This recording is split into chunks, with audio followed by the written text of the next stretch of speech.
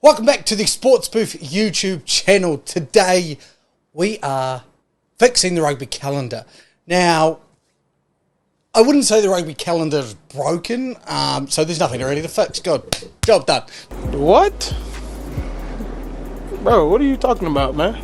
No, I wouldn't say it's broken. I just think there's some improvements we can make with the rugby calendar with the timing of events and the references to the events and when everything happens. And with this World League coming up in 2026, I thought, what time better than right now to go out, have a look at the calendar, have a look at what we're currently doing, and then try and fix that or try and improve on that. So, currently at the moment, as you know, Six Nations for the international season starts at the start of the year.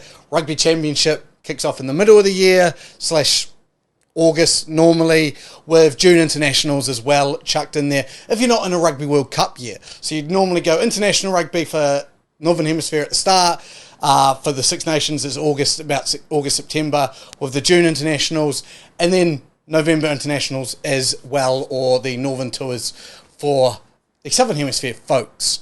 For club rugby, we'd normally see Super Rugby happen at about February, March, all the way through to June-ish. July. NPC kicks off at about August, September, and URC, Premiership and Top 14 with the Heineken Cup and the European Cup, Challenge Cup. They all kick off at the end of September-ish and run through all the way to normally about May for the Northern Winter. So that's kind of where we're at the moment. Now, I don't think a lot has to change for us to improve on what we've got. But to start off with, what I would do is for the Six Nations and the Rugby Championship, I would move them to the start of the year. So leave the Six Nations where it is. Rugby Championship kicks off the year for international rugby in the Southern Hemisphere. I would include Japan and Fiji to make it 2 Six Nations, as I've mentioned in an earlier video. I haven't checked that out. Make sure you check that out. The Six Nations, how I'd revamp that, / the Rugby Championship, how I'd revamp that into a Southern Hemisphere Six Nations. Now today, what I'm going to try and convince you, all the good people of the Sports Booth team, is that the Rugby Championship should again expand and we should have a Southern Hemisphere Six Nations. Now you're probably thinking, look, we've expanded in recent times. Has the addition of Argentina been worth it? Do we need a Six Nations? Have we got Six Nations good enough to be in a Six Nation pool, a Six Nation tournament? My answer today is yes. Yes, it is. So that would run February to March. I would then run Super Rugby from April-ish to August would be the plan, alongside an Asian Champions Cup, very similar to the Heineken Cup, for Super Rugby and those competitions, as I've made in a previous video as well about how to improve Super Rugby. This would mean that the Japanese League or Japan League 1 would move into a little slightly later, so it would be now a March to August type event. Both of these competitions would have a break in June for the World League and those June games. In the World League, it's looking more like a 12-team league with those 2 Six Nations teams participating in it. So New Zealand, Australia, South Africa, Argentina, Japan, Fiji, and then Ireland, Scotland, France, Wales, England, and Italy. You'd also have the second division of it, which they're planning, which I'm thinking will be along the lines of these teams: Georgia, Portugal, Spain, Romania, Netherlands, and Germany, and then Samoa, Tonga, Uruguay, USA, Hong Kong, and Namibia. So all those games would take place in June, where Super Rugby and Japan League 1 would take a break, and it'd be the end of the Northern Hemisphere club season. In my opinion, I would like the NPC to run at the same time, so from April to August as a club season in New Zealand and Australia, as well as similar to the Super Rugby season. It's a separate competition, as much as Super Rugby players do play in that competition. What I would like to see is bigger Super Rugby squads and then them players being released back to those clubs for the NPC. Video is coming out next week on how I would set this up for the NPC. However, say we didn't do that, NPC would then run from September to about December, January when we finished up. I know they try and get it done pretty quickly, so probably wrapped up by December. The URC, United Rugby Championship, Premiership top 14, I would kick off at the start of September, depending how long they want all their competitions to go for.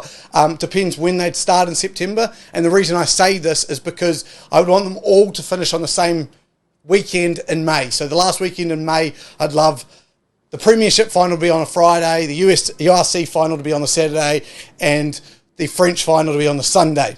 I just think that would work really well for this global game, for the viewership, everyone being able to know that it's finals weekend in Northern Hemisphere Club Rugby. I would then like the weekend after to be the Heineken Cup and the Challenge Cup final, so that would be the roundup of the kind of club season in the first week of June, and then from there, those players would get a couple of weeks off before we go into those June/July internationals for the World League. Then to wrap up the year, we have the second round of kind of those World Leagues where the Southern Hemisphere teams or Lower Hemisphere teams play the Northern Hemisphere. So like the likes of New Zealand and Australia travel to England and so on.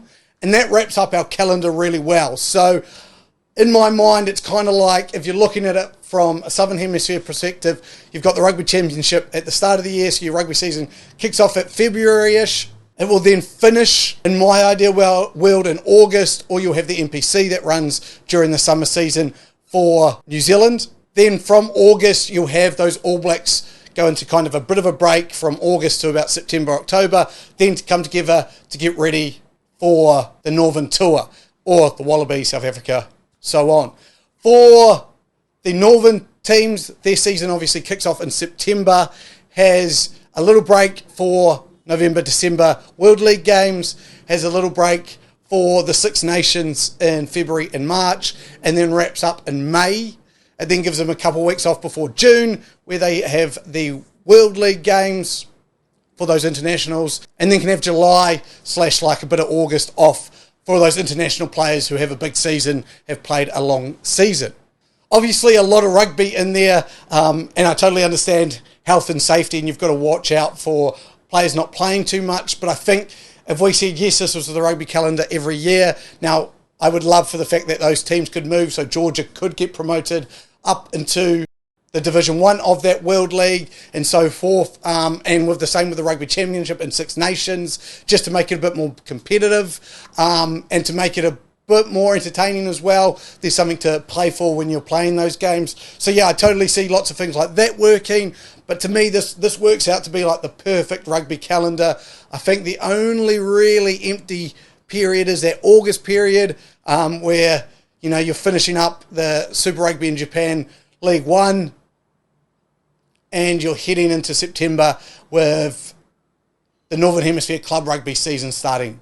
As always though, with these videos guys, I would love to hear your opinions. Let me know down in the comments. If you do enjoy, please hit that subscribe button, give us a like. We do these videos routinely, covering all rugby topics. Listen to the podcasts, always give us feedback, we love it. But for now, thank you for joining me. I have been Luke from the Sports Booth. Goodbye.